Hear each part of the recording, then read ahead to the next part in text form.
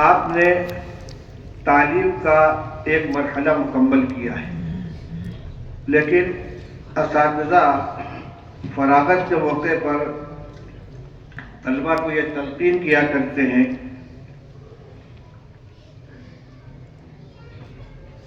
کہ رسمی طور پر تکمیل کا ایک مرحلہ ضرور مکمل ہوا ہے، لیکن آپ تعلیم سے فارغ نہیں ہوئے۔ اس لیے یہ تصور اگر ہوا کہ ہم فارغ ہو گئے اور ہم فاضل ہو گئے تو بہت بڑے خسارے کی بات ہوگی۔ یہ تو مناسبت پیدا کرنے کا ایک سلسلہ تھا۔ ہر فن کی کتاب آپ کو پڑھا دی گئی، نحو صرف سے لے کر حدیث، تفسیر، فقہ، اصول حدیث، اصول تفسیر، اصول فقہ تک کچھ معقولات کی کتابیں پڑھا دی گئی۔ ہر فن سے تھوڑا تھوڑا آپ کو چکھا دیا گیا، ذائقہ دلا دیا گیا، مناسبت پیدا کر دی گئی، لیکن اصل علم کی افزائش اور اس کو ترقی دینے، اس میں پختگی کرنے کا سلسلہ اب شروع ہوگا۔ اب تک اساتذہ کی انگلی پکڑ کر آپ چلتے رہے، ہر قدم پر آپ کی رہنمائی ہوتی رہی، کبھی خود ان کی طرف سے، کبھی آپ کے سوال اور استفسار کے اوپر، لیکن اب آپ کو اپنے قدموں پر کھڑا ہونا ہے اور خود چلنا ہے، خود محنت کرنی ہے۔ تو حقیقت میں طلب علم کا جو خود انحصاری کا دور ہے، اپنے طریقے سے علم حاصل کرنے کا دور، وہ اب شروع ہونے والا ہے، اور اس کا مدار اس پر ہے کہ آپ آئندہ اپنا مشغلہ کیا رکھتے ہیں۔ اگر مشغلہ آپ کا علمی ہے، تعلیمی ہے، تو انشاءاللہ آپ کے علم کے اندر جلا پیدا ہوگا، اور اگر جو پڑھا لکھا تھا نیاز نے اسے صاف دل سے بھلا دیا، اٹھا کے طاق پر رکھ دیں گے تو سب برابر ہو جائے گا۔ اس لیے میری سب سے پہلی نصیحت یہ ہے کہ آپ کچھ بھی کریں تو علمی سلسلہ بہرحال کچھ نہ کچھ جاری رہنا چاہیے، جس میں سب سے بہتر طریقہ تو درس و تدریس ہے۔ لیکن درس و تدریس کے سلسلے میں ایک بات یہ یاد رکھیے کہ طالب علم کی یہ خواہش ہوتی ہے کہ مجھ کو بڑی کتابیں پڑھانے کے لیے مل جائیں، یہ غلط ہے۔ آپ نے جس طرح تعلیم حاصل کرنے میں فارسی کی پہلی اور آمدنامہ سے تعلیم شروع کی ہے اور بخاری شریف تک پہنچے ہیں، اسی طرح پڑھانے میں بھی آپ بالکل ابتدا سے پڑھانا شروع کریں۔ میرے استاد حضرت مفتی محمود صاحب نور اللہ مرقدہ نے مجھ کو یہی نصیحت کی تھی کہ میں نے کہا حضرت پڑھانے کے لیے کیا راستہ ہے اختیار کرنا؟ بالکل ابتدا سے پڑھانا، اور الحمدللہ فارسی کی پہلی سے لے کر دور حدیث کے پہلے سال تک کی جتنی کتابیں تھیں، کسی بھی فن کی ہوں، نحو، صرف، بلاغت، معانی، فلسفہ، منطق، فقہ، تفسیر، اصول حدیث، اصول تفسیر، سب کے سب پڑھانے کا موقع ملا۔ البتہ دور حدیث کی کتابوں میں کسی کو شاید اس کا موقع نہ ملے کہ 10 کی 10 کتابیں پڑھانے کو اس کو موقع ملے۔ مجھ کو مسلم شریف، مجھ کو ترمذی شریف، شمائل ترمذی اور بخاری شریف 3 کتابیں پڑھانے کا موقع ملا، مشکوٰۃ شریف پڑھا لی۔ اس کا میں نے نفع محسوس کیا کہ ابتدا سے جب آپ پڑھانا شروع کریں گے تو آپ اگر فارسی پڑھی ہے بہت اچھا ہے، اب تو فارسی کا بھی جنازہ نکل رہا ہے مدرسوں سے، ساری کتابوں کا ترجمہ اردو میں ہو گیا، نحویت بھی اردو میں آ گئی، میزان منشعب، پنجگن علم و صیغہ بھی اردو میں آ گئی، فارسی سے طلبہ واقف ہی نہیں ہوتے۔ حالانکہ بنیادی طور پر فارسی کا جاننا ضروری ہے، خود اردو زبان سے واقفیت کے لیے صحیح فارسی کا جاننا ضروری ہے۔ اس لیے کوشش کریں کہ ایسے مدرسے میں پڑھائیں جہاں آپ کو فارسی پڑھانے کا بھی موقع ملے۔ اگر نہیں پڑھی ہے تب بھی پڑھائیے، کوئی ضروری نہیں ہے کہ ہر کتاب آدمی کی پڑھی وہی پڑھائے۔ درس نظامی کا یہ خاصہ ہے، اس میں یہ نہیں کہا جاتا کہ میں نے یہ کتاب نہیں پڑھی ہے۔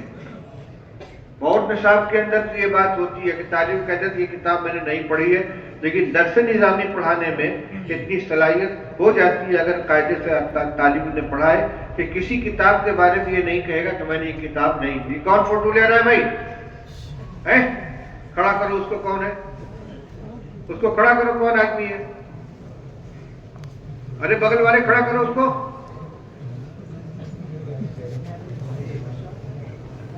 نالائق نہیں کہ منع کر دیا، سمجھ میں نہیں آتا؟ حرام کام کرتے بیٹھ کر.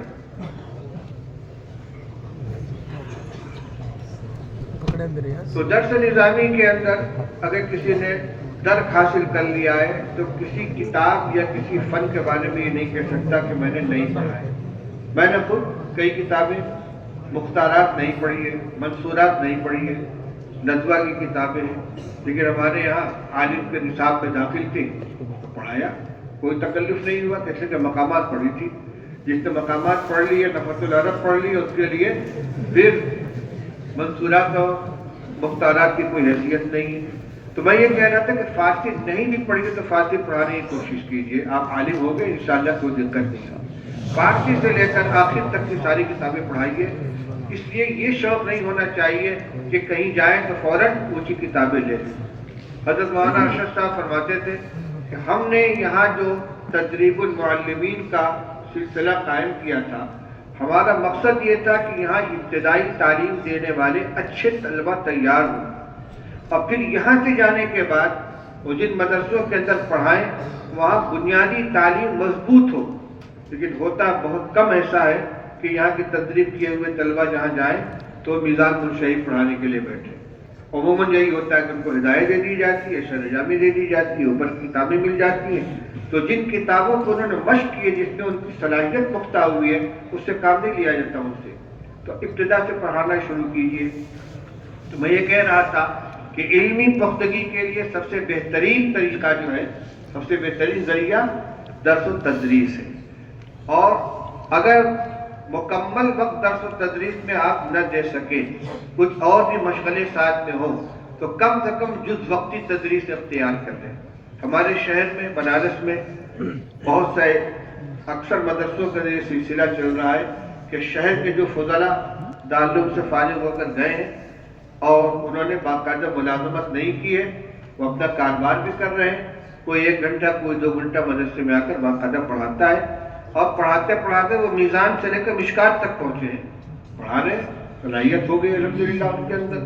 بلکہ بعض اس طرح پڑھاتے پڑھاتے باقاعدہ مدرس بھی ہو گئے اور ان میں سے 1-2 ریٹائر بھی ہو گئے.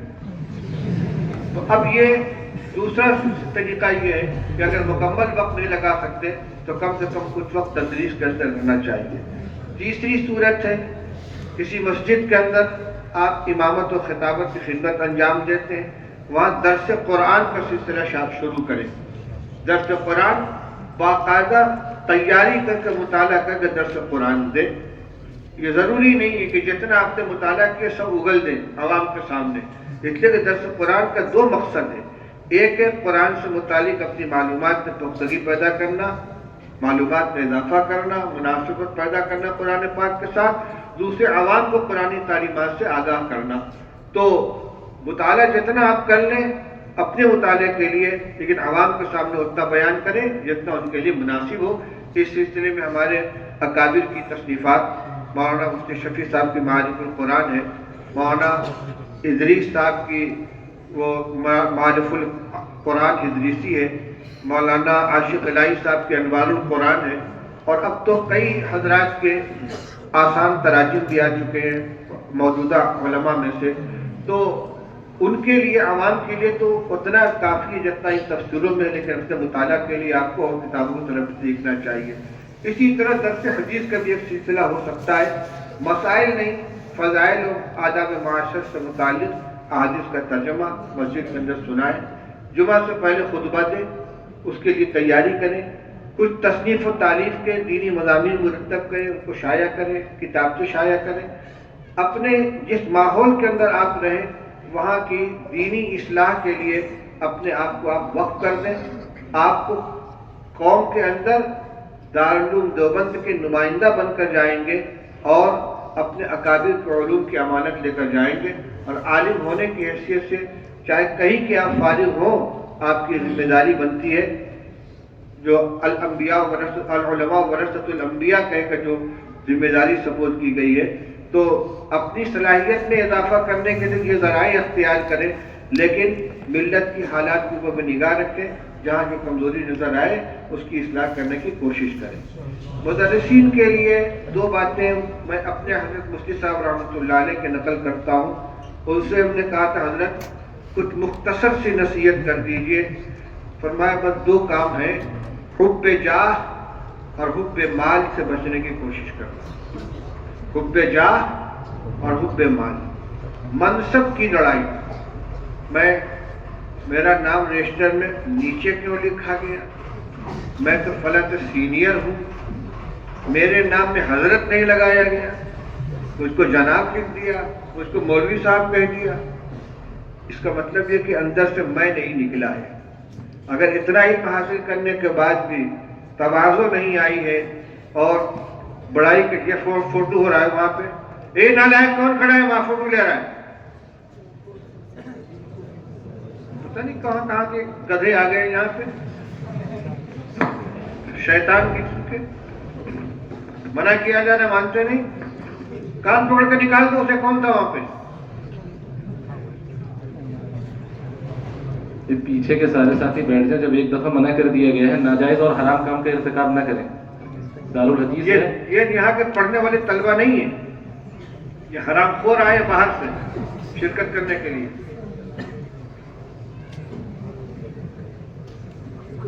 کس نے بلایا ان کو یہاں پہ؟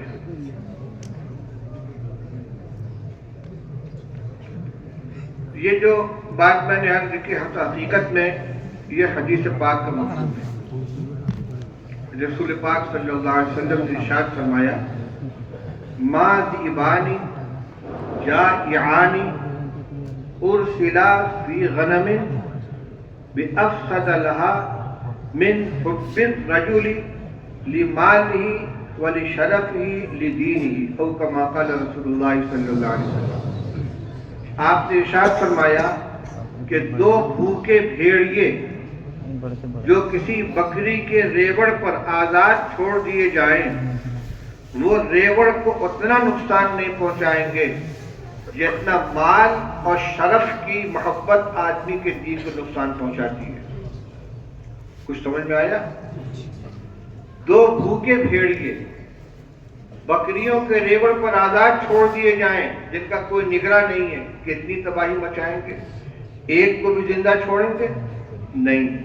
فرمایا جتنا نقصان ان دو بھیڑیوں کا بکری کے ریوڑ میں ہو سکتا ہے، اس سے زیادہ عہدے اور مال کی محبت آدمی کے دین کو نقصان پہنچاتی ہے۔ اس لیے آپ کسی ادارے میں جائیں تو کبھی عہدے کی طلب نہ کریں اور کبھی تنخواہ کے لیے لڑائی نہ کریں کہ میری تنخواہ میں اضافہ کیا جائے، مجھ کو اتنا دیا جائے۔ آپ تو جو کچھ کریں اللہ کے لیے کریں، اللہ آپ کی ضرورت پوری کرے گا، انشاءاللہ آپ کی کفالت ہوگی۔ یہ کم سے کم یہ دو چیزیں اپنے اندر پختہ کر لیں کہ مال کے لیے کبھی لڑائی نہیں کریں گے، عہدے کے لیے کبھی جھگڑا نہیں کریں گے۔ دیکھیے اللہ آپ کو کتنا اونچا اٹھاتے، کتنی عزت آپ کو ملتی ہے۔ دوسری بات مسلک کے سلسلے میں عرض کرنی ہے۔ اکابر علماء دیوبند کے مسلک کو مضبوطی کے ساتھ تھامیے، کیونکہ یہ ایک معتدل ترین مسلک ہے، اور اس کے بنیاد کون ہے؟ حضرت مولانا محمد قاسم صاحب نانوتوی، حضرت مولانا رشید احمد صاحب گنگوہی، حضرت مولانا اشرف علی صاحب تھانوی، حضرت مولانا محمود حسن صاحب دیوبندی، اور پھر وہی سلسلہ چلا آیا حضرت مولانا حسین احمد صاحب مدنی، حضرت مولانا فخر الدین صاحب، اور آج تک جو ہمارے اساتذہ کرام ہیں، ان کا جو مسلک و مشرب ہے، اس کے اوپر مضبوطی سے قائم رہیں۔ دائیں بائیں ذرا سے بھی آپ پیر نکالیں گے گمراہی کے گڈھے میں جا پڑیں گے۔ اس لیے اس کو 1 سال چاہے آپ نے یہاں تعلیم حاصل کی ہو یا 10 سال تعلیم حاصل کی ہو، آپ قاسمیت کے لیبل لگا کے جو جا رہے تو اس قاسمیت کی حفاظت کریں۔ سنت سے محبت، توحید خالص، اتباع سنت، دینی حمیت اور دینی غیرت یہ آپ کے اندر رہنی چاہیے، اور اپنے صرف مفاد کو پیش نظر رکھیں بلکہ اپنے قوم، اپنے برادری، اپنے شہر، اپنے محلے کی دینی بے خائی کا جذبہ آپ کے اندر موزن رہنا چاہیے۔ اس زمانے میں جو فتنے بہت زیادہ سر اٹھائے ہوئے ہیں، ارتداد اور تشکیک، نوجوانوں کے اندر دین کے اعتبار سے تشکیک پیدا کی جا رہی ہے. بہت سے محروم قسمت جنہوں نے اسلام کا دامن چھوڑ دیا ہے، اسلام سے نکل گئے ہیں، باقاعدہ چینل بنا کر ایکس مسلم کے نام سے، یعنی سابق مسلم کے نام سے وہ پروگرام چلاتے ہیں اور فرقہ پرستوں کی طرف سے ان کی بھرپور مالی مدد کی جاتی ہے. ایسے چینل کو سننا اور اس کو دیکھنا یہ اپنے ایمان سے ہاتھ دھونا ہے. خدا نخواستہ اگر اب ایمان کے سلسلے میں تھوڑا سا بھی شک اور تردد دل کے اندر پیدا ہو گیا تو یہ بہت بڑا خسارہ ہوگا. اس لیے اول تو میڈیا کے اندر آئی ہوئی ہر چیز کو تعلق نہیں رکھنا چاہیے، انیک کچے پکے بیان کو سننا نہیں چاہیے، ہر تحریر کو پڑھنا نہیں چاہیے. اکابر کی مستند علماء کرام کی تحریروں کو پڑھیں، ان کا بیانات کو سنیں، لیکن ہر وہ چیز جو وائرل ہو رہی ہے، واٹس ایپ کے اوپر آ رہی ہے اور فیس بک کے اوپر آ رہی ہے، اس کو پڑھیں اور اس کو سنیں. اس میں گمراہی کا خطرہ ہے اور اسی راستے سے لوگ شک و شبہ کے شکار ہوتے ہیں. تو آج کے زمانے میں دو کام بہت زیادہ کیا جا رہا ہے. ایک تو صاف ارتداد ہے، خاص طور سے مسلمان لڑکیاں غیروں کے ساتھ جا رہی ہیں، کبھی شادی کے نام سے، کبھی ویسے ہی، اور ان کا انجام بڑا خراب ہوتا ہے. عزت کی پامالی، پھر یا تو ان کو قتل کر دیا جاتا ہے یا ایسے حال میں پہنچا دیا جاتا ہے کہ وہ نہ گھر کی رہتی نہ گھاٹ کی رہتی. تو ارتداد سے بچانا اور دوسرے نوجوانوں کو دینی تعلیم سے آگاہ کرنا. بہت بڑی تعداد ہے نوجوانوں کی جو کلمہ بھی نہیں جانتے، لا الہ الا اللہ محمد رسول اللہ کا تلفظ بھی نہیں جانتے. آپ کی ذمہ داری صرف اتنی نہیں ہوگی کہ آپ مسجد کے اندر، مدرسے کے اندر بیٹھ کر بخاری شریف اور مسلم شریف پڑھا لیں، بلکہ مسجد اور مدرسے کے اطراف میں جو لوگ ہیں ان کا جائزہ لیں. بالغین کے لیے تصحیح قرآن اور دینی تعلیم کے مراکز قائم کریں. اور اس وقت مکاتب کا سلسلہ ہمارے تمام اکابر کی طرف سے بہت زور و شور کے ساتھ جاری کیا جا رہا ہے، اس پر بہت زور لگایا جا رہا ہے. آج کے اس مجلس میں خاص طور سے مجھے ذمہ داروں کی طرف سے ہدایت بھی دی گئی ہے کہ طلبہ کے سامنے آپ اس موضوع کو چھیڑ دیں کہ مکاتب کے قیام پر زیادہ سے زیادہ توجہ دیں. ہر ایک کو موقع نہیں ملے گا کہ مدرسے میں جا کر وہ درس کی کتاب پڑھانا شروع کر دیں. اس لیے آپ کسی مسجد کے اندر نماز پڑھائیے، چاہے باقاعدہ امام بن کر یا ویسے ہی، اور اپنے محلے کی مسجد میں اگر وہاں مکتب نہیں ہے تو فوراً مکتب قائم کیجیے. وہ بچے جو اسکول جاتے ہیں ان کا 1 گھنٹہ 2 گھنٹہ ترتیب کے بنا کر آپ اپنے یہاں مکتب قائم کیجیے اور ان کو بنیادی دینی تعلیم سے آراستہ کیجیے. تعلیم الاسلام ہے اور دینیات کی دوسری کتابیں ہیں، نورانی قاعدہ ہے. قرآن پڑھنا ان کو آ جائے، کلمہ پڑھنا آ جائے، عربی پڑھنا آ جائے، تھوڑی سی اردو سیکھ لے. منظم مکاتب کا سلسلہ جہاں چل رہا ہے وہ تو بہت کامیاب ہے. دارالجمعیت علماء ہند ہے، ادارے دینیات ہے، اور بھی بعض تنظیمیں ہیں جو منظم مکاتب کا سلسلہ چلا رہی ہیں. آپ ان کے ذمہ داروں سے رابطہ کریں، اپنے مقامی جمعیت علماء کے ذمہ داروں سے رابطہ کریں، وہ آپ کی رہنمائی کریں گے. اور دہلی کے دفتر سے بھی رابطہ قائم کر سکتے ہیں. میرا مقصد کسی مخصوص تنظیم یا کسی مخصوص جماعت کے مکاتب کو قیام پر زور دینا نہیں ہے، بلکہ میں یہ چاہتا ہوں کہ ہر طالب علم اپنے علاقے کے اندر مکتب خود چلائے یا مکتب چلانے کا نظام قائم کرے تاکہ کوئی مسلمان بچہ جو ہے وہ دینی تعلیم سے محروم نہ رہ جائے. یہ چند باتیں جو ضروری تھی وہ آپ کے سامنے عرض کی گئی. اور بس اپنی ذاتی زندگی کے اندر بھی آپ نمونہ بن کر رہے اپنے معاشرے کے اندر. اگرچہ شرعاً حجت صرف نبی صلی اللہ علیہ وسلم کی زندگی ہے، کسی کا عمل حجت قاطعہ نہیں ہے، لیکن بہرحال دین الفاظ اور کتابوں کے مقابلے میں عمل سے زیادہ لیا جاتا ہے. رسول اللہ صلی اللہ علیہ وسلم نے فرمایا صلو کما رأیتمونی اصلی، جیسے مجھے نماز پڑھتے ہوئے دیکھو ویسے تم پڑھو. اور شاید اتنے بڑے مجمع میں کوئی ایک فرد ہوگا جس نے ابتداءً نماز کتاب سے سیکھی ہو. ہر آدمی کیا کرتا ہے؟ دوسروں کو دیکھتا ہے. اسی لیے تو حکم کیا کہ بچہ 7 سال ہو جائے تو اس کو نماز کا حکم کرو. 10 سال کا ہو جائے نماز نہ پڑھے تو اس کی پٹائی کرو، وہ سیکھنا شروع کرتا عمل کے ذریعے سے. تو آپ نمونہ بنے عمل کا، آپ کے عمل کو دیکھ کر لوگ مثال پیش کریں گے. فلاں مولانا صاحب کو میں نے عمل کرتے ہوئے دیکھا ہے. ہمارے محلے میں ایک صاحب تھے قمر الدین صاحب، انتقال ہو گیا، اور ایک عالم گزرے ہمارے مولانا احمد اللہ بنارسی، جو شیخ الہند رحمۃ اللہ علیہ کے شاگرد تھے. انہی نے مدرسہ قائم کیا تھا، مدرسہ محمود المدارس، جو بعد میں جامعہ اسلامیہ کے نام سے موسوم ہوا. سن 1900 میں مدرسہ قائم ہوا ہے، 1318 ہجری میں. شیخ الہند رحمۃ اللہ علیہ کے شاگرد سے اور احمد اللہ صاحب. تو ہمارے قمر الدین صاحب کا تقیہ کلام تھا یہ. میں نے مولوی احمد اللہ صاحب کو ایسا کرتے ہوئے دیکھا ہے. آپ ایسے بن جائیں کہ لوگ ہر عمل کے اندر آپ کی مثال دیں کہ میں نے ان کو ایسا کرتے ہوئے دیکھا ہے. ہمارے اکابر کا یہی طریقہ میں نے اتفاق سنایا تھا کہ طلبہ کے درمیان یہ گفتگو ہونے لگی کہ بھائی 2 سنتیں ہیں جن پر بظاہر دونوں پر ایک ساتھ عمل نہیں ہو پاتا. مسجد میں داخل ہونے کی سنت یہ ہے کہ پہلے دایاں پیر مسجد میں رکھا جائے، اور نکلنے کی سنت یہ کہ پہلے بایاں پاؤں باہر نکالا جائے. اور جوتا پہننے کی سنت کیا ہے؟ پہلے دائیں پیر میں پہنا جائے، اور اتارنے کی سنت کیا ہے؟ بائیں سے نکالا جائے. بھائی ایک آدمی مسجد میں پہنچتا ہے، مسجد میں اس کو قدم رکھنا ہے تو کیا کرے؟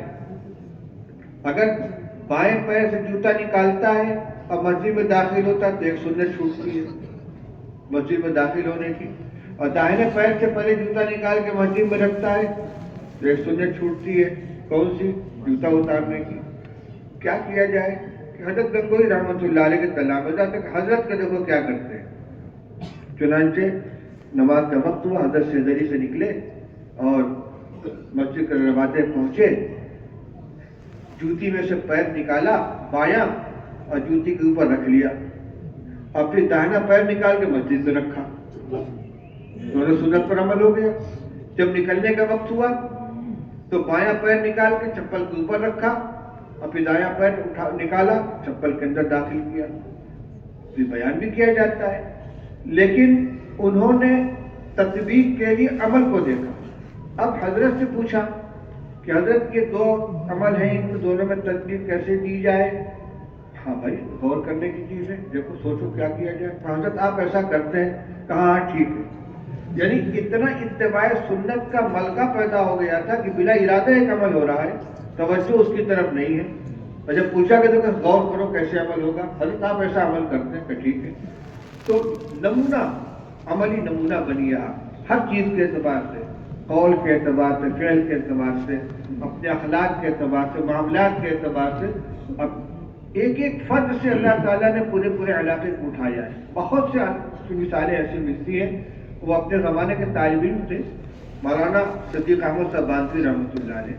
ایک بالکل جنگلی علاقہ ہے بیہور کا، بالتا سبادہ، وہاں کے رہنے والے. پورے علاقے کو انہوں نے سوار کیا. مولانا عبد الحلیم صاحب جون پور کے گوریانی کا مدرسہ قائم، حضرت مولانا ابراہیم صاحب رحمۃ اللہ علیہ ہردوئی کے مدرسے والے.